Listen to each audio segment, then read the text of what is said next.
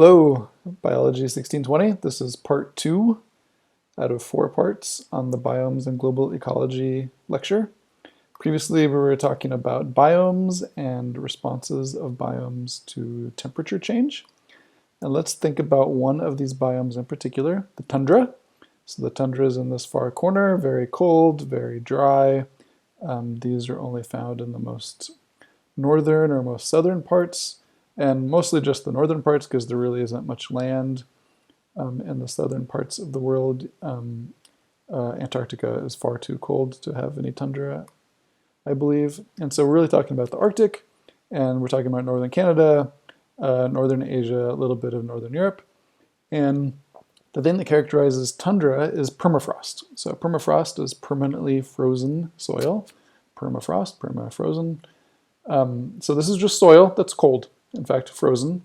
Technically, I guess soil has to be frozen continuously for more than 2 years to be labeled as permafrost. In this graph that we're seeing, which I really like this, by the way, because you don't normally look at the Earth from the North Pole, but it is a perfectly valid way to picture the Earth, looking down on it from the North Pole. And when you do so, you see that the Arctic Ocean is this shallow sea. You can't see that it's shallow here, but Arctic Ocean is in fact shallow. The Arctic Ocean is basically a shallow sea in the center of all of this land that is ringing around it. So there's actually tons and tons of coastline around the Arctic Ocean that we don't normally think of as coastline because it's normally covered in ice, but that might change in the future.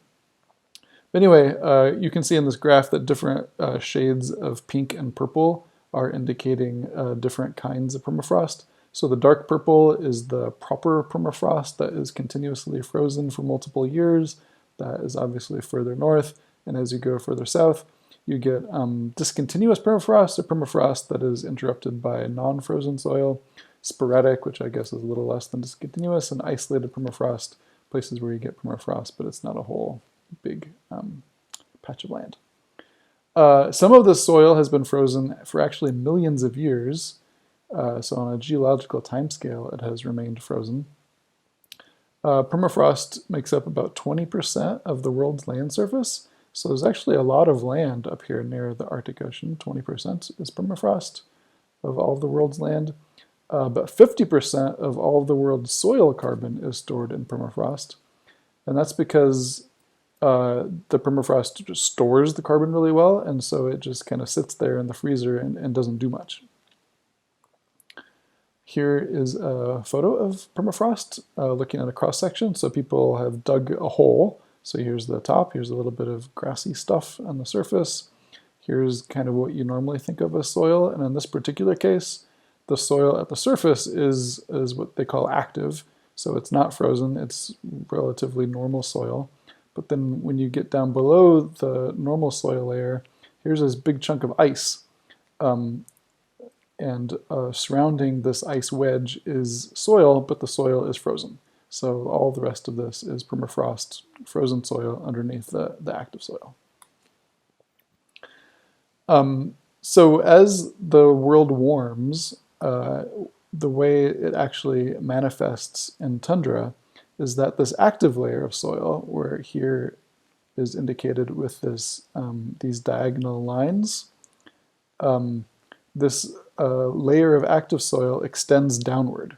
So in most places, the permafrost is underneath an active layer. So even here, we have this big chunk of continuous permafrost. At the very surface, there is at least a thin layer of active soil because it's in contact with the atmosphere. And as the atmosphere warms, the active layer gets bigger and bigger, it gets deeper and deeper. And what this does is it introduces water deeper and deeper into the soil as the ice in the soil melts and as lakes and bogs and other surface water is able to permeate deeper and deeper into the soil. And this is important because if you get a waterlogged soil, then you create anaerobic conditions because the oxygen from the atmosphere can't diffuse as well into the cracks between the soil because when those cracks are filled with water instead of air, the oxygen can't diffuse as easily into the water, and you get anaerobic soil. anaerobic soil is bad because it opens up the possibility of organisms making methane instead of carbon dioxide. So I'll back up a little bit and talk about the big picture a little bit more, and then we'll get back to the methane. So here is one of your standard carbon cycle diagrams, and normally the vegetation in the tundra, and the tundra does have a lot of vegetation, even though actually in tundra you don't really have large trees. You have moss and lichen and things like that. But they are taking up a fair amount of CO2, carbon dioxide, out of the atmosphere. So it is helping us in taking carbon dioxide out of the atmosphere and is having an overall cooling effect currently on the globe by taking that carbon out of the atmosphere and storing it in soil. But thawing of the permafrost will reverse this process because a lot of this carbon that has been permanently frozen in the soil is going to be released when that soil thaws and microbial activity can kick up once again. And if that microbial activity decomposes the carbon in the soil under aerobic conditions, when oxygen can reach it, then it's going to consume the organic matter and respire it as carbon dioxide, and carbon dioxide will go back into the atmosphere. This is the same loop that we've been talking about several times. Autotrophy brings carbon in, heterotrophy removes carbon and puts it back into the atmosphere. And in that case, it would just it's just putting carbon dioxide in the atmosphere. But if it's anaerobic, if oxygen can't permeate into the soil because it's waterlogged, the water is preventing oxygen diffusion, then methanogens can become active and will turn the carbon in the soil into methane instead of carbon dioxide. And that's bad because methane is a much stronger effect on the greenhouse than carbon dioxide does. A little bit of methane has a much bigger effect on temperature than a little bit of carbon dioxide. So not only will we be removing carbon and putting it back into the atmosphere while it was being nicely frozen for millions of years, we're actually going to be converting that carbon into a worse form of carbon, methane, instead of CO2, which will make the atmosphere warm even more. So it's kind of a scary scenario because there is so much carbon in the permafrost that if even a small fraction of it is released into the atmosphere, then not only will the tundra stop being a carbon sink, it will be a huge source of carbon back into the atmosphere. And a lot of climate models aren't really sure how to deal with this because it's such a big unknown exactly how this is going to happen. So people are studying methanogens, these wonderful microbes that we have learned about several times now, to better understand how they are going to affect the climate when the permafrost thaws. So we've already talked about methanogens as chemoautotrophs. They fix their own CO2 to make their own food, and they do so without light, so they are chemoautotrophs. They're autotrophs, but they don't use photosynthesis, so they're chemoautotrophs. We've talked about this before. These are the same organisms that also live in our digestive systems, and the same reasons why animal flatulence is flammable is also why you can stomp on ice in the north and set the bubbles on fire. Methane. There was a good article in the Washington Post a few years ago about one of the researchers who was studying methanogens from this perspective, and she had a good quote in this article about all of the carbon in the soil can be thought of as ice cream that has been in the freezer for a million years. And now with global climate change, that freezer is failing. The ice cream is going to melt. And not only is the ice cream going to melt, but it's going to turn into methane and go into the atmosphere. Or it could, right? We don't know exactly right now what the ratio between CO2 and methane is. It's a research question. Okay, and while we're on the subject of melting or thawing permafrost, our weird life of the day is a giant virus that was isolated from permafrost that had been frozen for 30,000 years, is in the process of thawing right now. And some researchers who specialize in the study of giant viruses went up there with the idea of seeing if they could get some weird viruses thawing out from the permafrost. And in fact, they did. They found this giant virus, giant because it's 1.5 microns long. So a typical microbial cell is about 1 micron. So this is actually larger than a lot of bacteria and archaea. So that's pretty cool. It has 467 genes, which is a huge genome for viruses, a small genome for microbes. This is not the only giant virus that has been found. There are other giant viruses that aren't quite as physically large, but some of their genomes are gigantic with thousands of genes, which is larger than a lot of bacterial and archaeal genomes. So these viruses infect amoeba, so they infect single-celled eukarya, and they have no risk to humans at all. And so far, none of these giant viruses infect humans, and so far, no viruses from thawing permafrost have been found to infect humans. But it does show that it's possible for viruses to be preserved in the permafrost, which has been the subject of